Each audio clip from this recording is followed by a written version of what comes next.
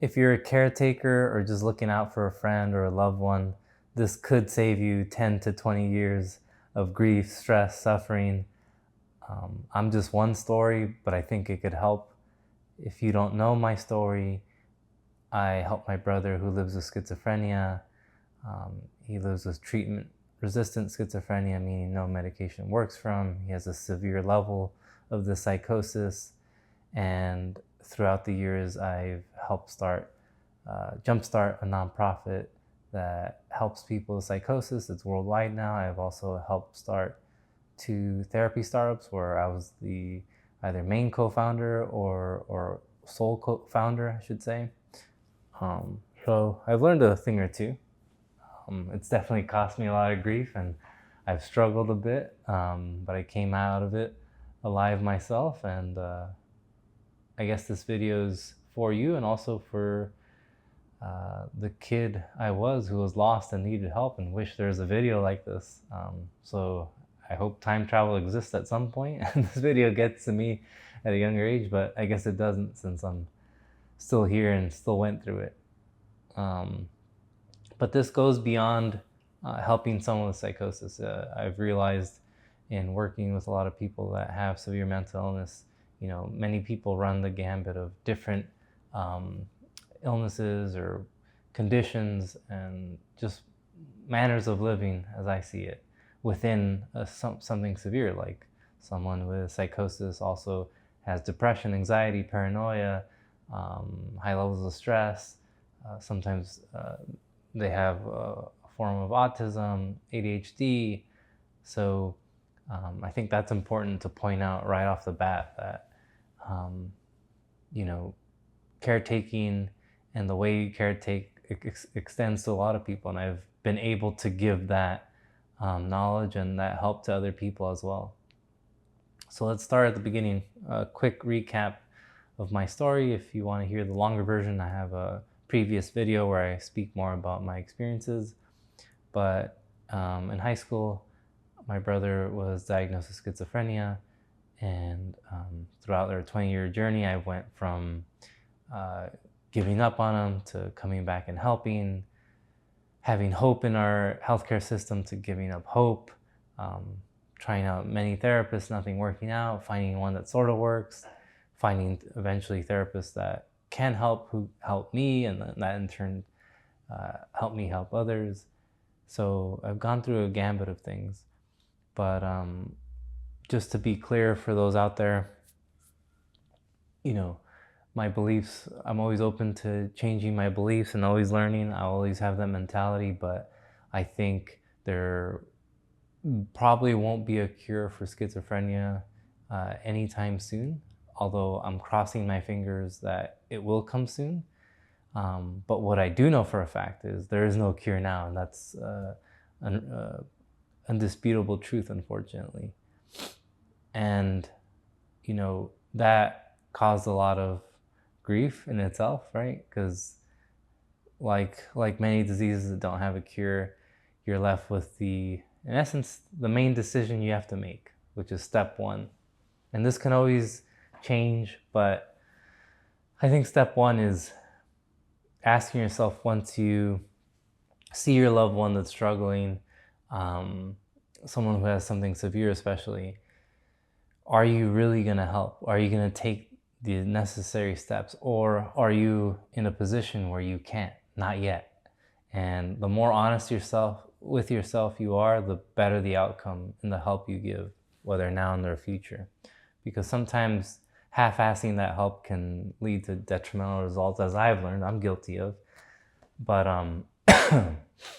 if you can ask yourself that in the beginning and really think, am I willing to, learn all the steps? Am I learning to put myself there for many years if needed to care for someone? And many times, as a caregiver, there's a difference between caregiver and caretaker, right? Especially if you're just doing it voluntarily. And if it's not your job, yeah, you gotta see it as like a forever future thing. And if you ever give up, it's okay. Sometimes you do have to step out, but that could be very catastrophic to someone else's life that needs your help. Um, but I hope when you make this decision, I hope that the care you do give leads to some healing, some independence. For many people, that isn't a luxury, you know. They need that caregiver forever, and that's why I say, hey, like, if I could go back, I would really define what it takes. And I think I wasn't ready, and I like half-assed in the beginning, and that led to some detrimental results. Meaning, like in the beginning, I try to help, try to find a therapist, try to kind of offload this struggle to somebody else. And when you do that, you make emotional decisions, hasty decisions, and I think that doesn't translate well. For instance, you know, as a caregiver, you don't have to be the therapist, so you could go and find one. But sometimes, as you'll find, you know, you're not going to find the right therapist right away, or you're not going to find the right social worker, psychiatrist right away that really cares and understands your loved one. So even in that choice, you have to be willing to take months, maybe even years out of your life to find the right care. It might not be that that much, but you know, like throughout the years, you're gonna dedicate chunks of time. And do you have the patience for that? Are you willing to learn like what specifically the person you're looking out for or friend needs? And man, that could take a long, long, long time. And blame the healthcare system, but it is what it is, and these are the things we have to deal with. And whew, if I could go back in time and lay that out, I think it would have saved me a bit of grief.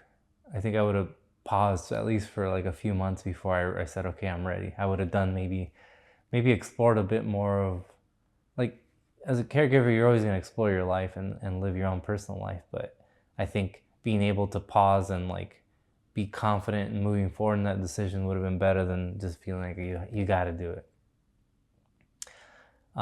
Yeah, I would have definitely went on more dates. I would have went through all the bad dating first. That would have been very helpful. Because as a caregiver and having bad relationships and struggling, you know, that could be a test. It could be a strong test. You want to knock out those bad romantic or even bad friendships right off the bat, because you know, being a caregiver, that's going to take a lot of your emotional energy, and you don't have time to be dating people that are just messing with your heart or still figuring out themselves. You know, you should at least get a lot of that early immature stuff out of the way. You know, like if you want to mess around, you do you, but don't bring that into your caregiving days, because you need a lot of attention there. Second, I think the second most important thing is, are you willing to step into this person's world? And what I mean by that, I'm actually writing a book about this. It's a fantasy novel, but it really encapsulates this like important lesson, which is, can you really step in to this person's world, one of which you may think you know very well, even if they're your sibling, but you don't. And what that entails is, like, you know, what from morning to their dreams, even what are they feeling, and what are they seeing, and how are they interpreting it. So in my instance, it was, hey, there's a world my brother inhabits that takes similar themes of my own life or learnings of my life. For instance, one is like of light and dark, but in his world it was these forces that are actually after him, out to kill him, specifically the force of light, which I thought was a good force, and I've actually learned a lot because of this. But are you willing to accept and believe it for a little bit? Just enough so you can understand all the elements. And this, again, doesn't just, this isn't just delegated towards people with psychosis. Like, you got to believe so the government's after someone, or that they're an alien, or that they're Jesus Christ, or something like that. This could mean someone with depression too. Can you step into their world where they feel like, hey, they're truly nothing? And maybe everyone with depression is different, obviously, but I'm thinking of one person in mind. Maybe they're nothing and they feel like whatever they do, their outcomes aren't necessary, so they should just get whatever job, even though part of them is longing for something greater. And you know, they rather just not explore that. They rather give their free time to playing video games or buying things, buying makeup, better makeup every day, and not pursuing their dreams of being a YouTuber or being someone that fishes once a week and builds a community around that. Instead, they rather believe that it's not worth it, and that there's, why not just spend the money just to look good? Who cares, which is all fair and fine. Obviously, there's more to those stories that make it toxic and not great. But can you step into their world and understand why they perceive this, what they believe, what their reaction is to their voice telling, or the other voices telling them that? And yeah, sometimes someone you perceive as just, oh, it's just someone with like a little bit of, they're in a bit of a slump, or they're hitting a hump. Like, it could be a whole world that is scary and is confusing. You can't believe they're living in this world. But if you can accept it and understand it, that could lead to the next steps of, can you insert yourself and be someone that could challenge their world, challenge their views in a healthy way, versus how I did it in the very beginning, in a very unhealthy way. And I see a lot of people do this, like just telling people, no, do this. And sometimes the person you care for will comply grudgingly, and that won't help, because long-term they'll give up.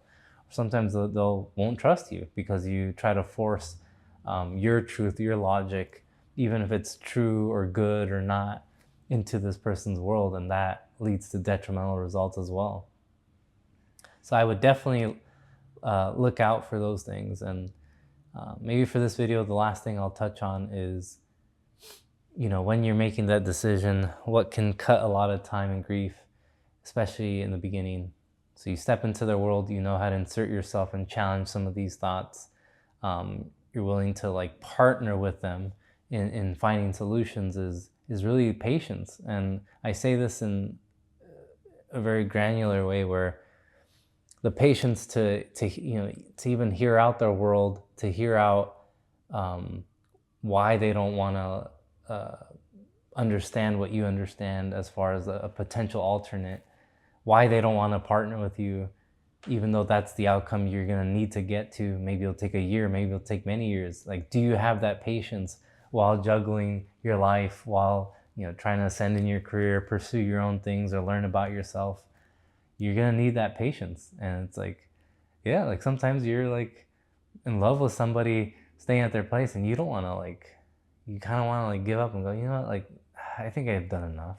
And it's not. And sometimes, this person's sick and they can't get out of bed, and they need you. And those are things you're going to have the patience for, especially when talking to someone new. Like, say you're in a new friendship, relationship, or your current friendships. You're going to have to tell them, hey, you got to be patient with me. I'm patient with myself. You're going to have to coordinate times, do more, and that's going to test you, it's going to test you. You're going to need patience, not to get angry or not to get miserable about your circumstance, to actually see it as an empowerment. Hey, you're gaining this new power of empathy, of seeing the world, of operating in the world, and it's worth that patience. So I would look out for these three things and really ask yourself if you could do it, and do it well. Again, really seeing their world, what are these things that are triggering someone to act a certain way, being able to challenge that in a healthy way, specifically by aligning with them and partnering with them to come up with solutions. For instance, in my case, okay, yeah, maybe these agents are after you, these agents of light. How do we reality test together? Is that healthy? Should we go to the post office and see if anyone is there, stealing your mail? Come on, I got your back. Okay, you're scared, why don't you stay in the car? I'll walk and you'll verify that no one's after me. And here's the phone. Doing these things that seem wild, and then the person maybe doesn't even have to go to that point to realize, okay, this is all silly. I'm glad you're challenging my thoughts. I still believe these things, but I trust you, and let's keep talking about it. And yeah, accepting that you're gonna have to need this patience. in order to get there, in order to, again, doesn't have to be for someone with just severe mental illness or severe health issues, debilitating ones. It could be someone with anxiety, like just giving that care.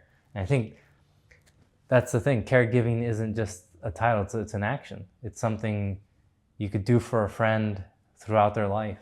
You know, someone that maybe experienced a bit of abuse growing up, and now their relationships are all messed up. They're gonna struggle a lot in their relationships, and eventually they're gonna need you, and you're gonna need the patience to understand their world each and every time. But you're gonna see progression, and it might not be fast enough, and that's what you need patience for too. But these are powers you're gonna get.